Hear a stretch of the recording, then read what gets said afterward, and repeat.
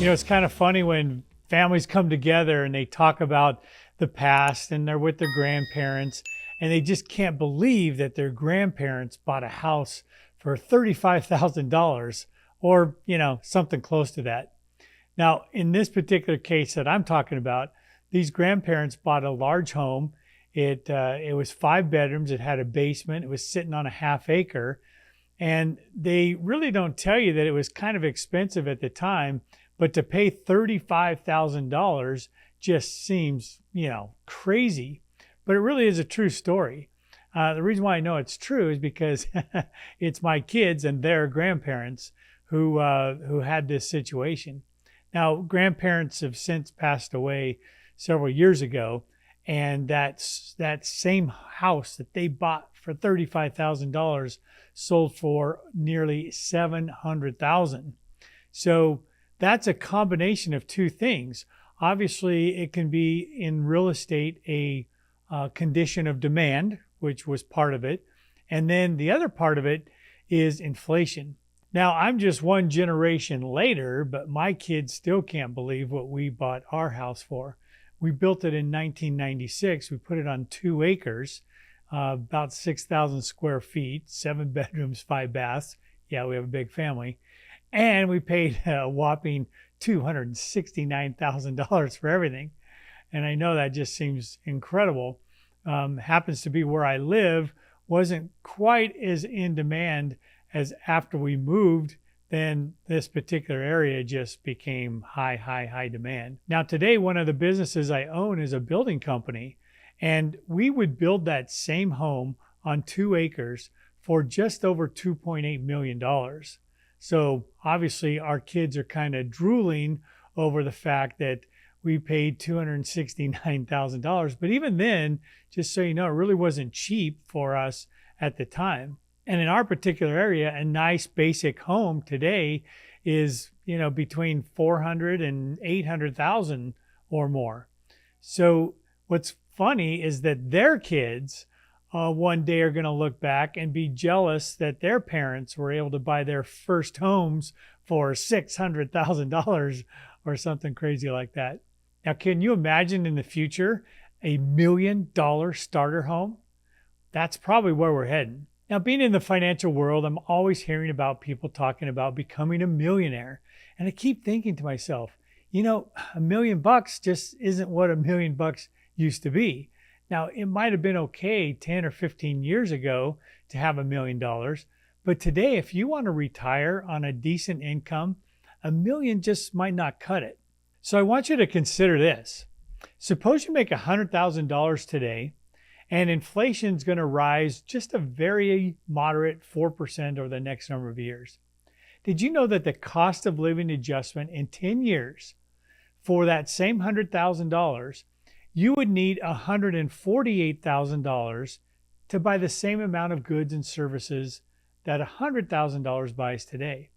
Now, another way to look at it is that in 10 years, $100,000 is going to buy what about $66,000 does today. So fast forward 20 years, you're going to need $219,000 to buy what $100,000 does today, or that $100,000, if you're earning that still in 20 years, it's going to feel more like $44,000. And in 30 years, you're going to need $325,000, over 3 times what you're earning today, to equal that $100,000. And if you're still just making $100,000 in 30 years, it's going to spend like $29,000 does today. So the moral of the story is you can't stay stagnant. You need your assets and your income to grow at least as fast as inflation. But remember this, inflation is just an average. Each type of investment or product or service that you have can widely differ based on inflation rates. And it can also depend on where you live as well. Real estate in some areas can go up as much as 10 or even 20% in a single year. And healthcare costs and college tuition, these are just a couple of costs that go up way faster than 4% a year. Now, one thing that's interesting is energy was actually coming down, That was until we quit producing our own oil, and now it's shooting up again. Food seems to stick around that 5% level. Cars typically go down about 1% a year, except for during that COVID scare a couple years ago, used cars were actually going up in value, which is crazy. So as a whole, depending on where your money's spent, you may be above the 4% inflation average. But no matter where it affects you, it's real and you need to plan for it. You need assets that appreciate or can produce a greater than inflation rate of return over time. You know, one of the first things that intrigued me when I became a financial advisor 38 years ago was this theory of compounding. You know, even Einstein said it was the eighth wonder of the world. And compounding, just for clarification, it's when $100 becomes 200, then 400, then 800, then 1600, 3200, and so on and so forth. Now, just for clarification, when I talk about compounding, I'm talking about the time it takes for your money to double. In other words, you have $100 that becomes 200, then 400, 800, 1600, and so on. Compounding is actually one of the 4 keys I talk about in my new book called, what would you call it? The 4 keys to building wealth. It's actually the second key I talk about. And it's really fun to calculate. And there's some really interesting stories about compounding. I'm sure you've heard the one about the boy who has a penny and every day it doubles. And, you know, he gets out there in 15, 20 days, he still doesn't have that much money. But by day 31, he has over $10 million. That's the power of 1 cent becoming 2, 4, 8, 16, 32, and so on and so forth. Now, the key to compounding is to have a partner, and its partner is time. And time, by the way, is the first key that I talk about in my book. Now, you may have heard some kind of story that goes like this. We're going to compare 2 20-year-olds. The first one starts to save $300 a month today and earns an average of 8% return. And he does that for the next 15 years, and then he stops. Okay? Now, the other one's going to delay saving for 15 years. But when they start saving, they want to catch up. So they're going to double that to $600 a month and earn that same 8% rate of return. Now, we're going to fast forward, and they both hit age 65. What's the result? Well, the one that started early invested a total of $54,000. Then at age 65, his total net worth was over $1 million. Actually, $1,044,000 to be exact. A millionaire, right? Simple $300 a month for 15 years. Now, the other one that waited and needed to catch up and doubled the amount that they were saving from age 40 to 65 actually put in $180,000. Remember, the first guy only put in $54,000. The one that delayed their savings, put in over $180,000, ends up at age 65 with $570,000. Just over half of what the early starter got at the same age. That's the power of time and, of course, the power of compounding. Now, that's a good story, right? But there's something missing, or at least needs to be talked about and pointed out. So even though the first one became a millionaire, he started early, smart saver, that's great.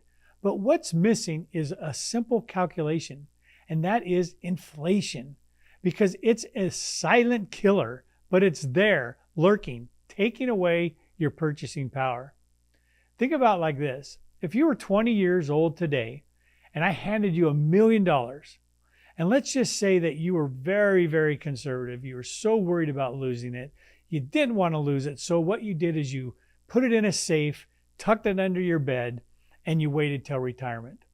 So it's been sitting there now for 45 years, and you finally retire. And you're so proud of yourself.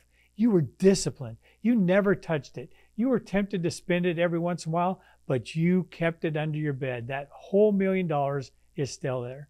But you forgot to calculate one thing, and that is money or purchasing power erodes with time. Every year, our dollars become worth less and less. So if we calculate a simple 4% inflation rate, do you know how much $1 million is going to buy in 45 years? about $160,000 worth of goods. In other words, $1 million actually lost 84% of its purchasing power. Your $1 million depleted essentially to $160,000. So even though I like the story of the young person who started saving $300 a month, they were motivated, but they quit. They quit early. And even though they became a millionaire, 45 years from now, that's not a lot of money. Now, what if they kept saving for the entire 45 years and each year they increased their savings by the 4% average inflation rate? In other words, they save $300 a month this year. Then next year they save $312 a month. Then the third year they save $324 a month, and so on and so forth. They increased their savings by 4%. Now, when they reach age 65, and because they didn't stop 15 years from now, they have $2.6 million. Now, I suppose as their income went up over the years, they may be able to throw in some chunks of money here and there as they go along. Maybe they can leverage one asset into another, and well, you get the idea. Hopefully they're doing more than just the $300 a month. But it wouldn't be that much more difficult to be worth $3 million by adding just a few more bucks here and there. And the reality is, a 20-year-old today needs to be thinking of at least $3 to $4 million before they retire. Now, the good news is, as you can see, it's doable. It won't take that much effort, but time and compounding is on their side. Oh, how I wish I could go back and be 20 years old again. Not really. Now, most of the time when we leverage life insurance, we're going to get double-digit returns. And if we have a 45-year runway, wow, it could get really exciting. Suppose we could get a 10% average instead of 8% doing the exact same thing. That would actually turn out to be more than $4.8 million, right under $5 million. Now we're really talking. This should be the goal for more of these 20-somethings. And if you're already 45, well, you can do it too. You're just going to need to save a few more bucks. You'll need to save $1,200 a month to get just over $2 million. You're going to need to save $2,000 a month to have just under $4 million. So you can kind of calculate how fast you can get to your retirement goal. Okay, so what do I want you to take from this video? Well, unless you're retiring tomorrow, you can't set your sight on $1 million. If you're 10 years away from retirement, you need to be thinking of $2.5 million at a minimum. 20 years from now, $3.5 million. 30 years from now, $4.5 million. This is where your sights need to be.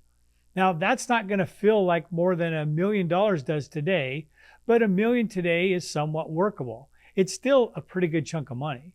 But $5 million 30 years from now is going to feel more like $1 million, maybe $1.5 million. Now, the other message I want you to get is start today. You can never get back yesterday, and you don't want to lose out on tomorrow. So we want to start getting assets working for us so that they can cash flow. And we want them to appreciate. And if they can throw off massive tax deductions at the same time, giddy up. We're on our way. But you can't sit your money in a bank account or a CD and hope that you're going to outpace inflation and be where you want to be. There are some very predictable ways to grow your wealth and your income. Leveraged life lets you have the freedom to invest in other opportunities while keeping your money growing and compounding at the same time. It's a way to kind of double dip or have $1 do the work of $2 or more dollars. But beware and at least calculate and understand inflation. Now remember, $1 million 45 years from now is going to feel like $160,000. And no one can live on $160,000 for very long. So one thing you should consider doing right away is leveraging life so that it can eventually get into double-digit returns and produce tax-free income. Okay, that's it for this video. But before I go, I want you to get a copy of my book, The 4 Keys to Building Wealth. And I'll show you ways to build your net worth and your income and keep up with inflation too. In the meantime, don't hesitate to reach out with any questions, shoot them to me at dan@wisemoneytools.com. I'll answer them as quick as I can. Don't forget to hit that like and subscribe button. Never miss a video. Until next time, keep inflation at bay. Take care.